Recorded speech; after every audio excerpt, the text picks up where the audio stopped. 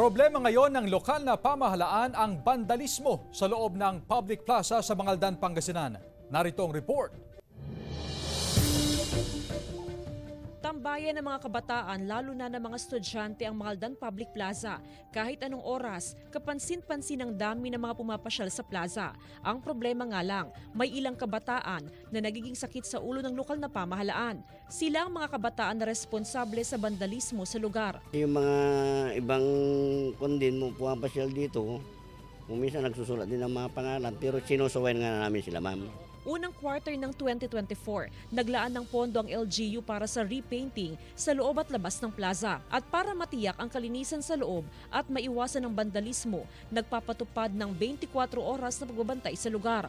2 gwardiya nagbabantay kada shift. Mas maganda rin po yun para pumapanatili pa rin po yung ganda at kaayusan po ng plaza. Bukas sa lahat ang public plaza, hiling lang ng mga otoridad na maging responsableng mamamayan, iwasan ang bandalismo at huwag magkalat ng basura sa lugar.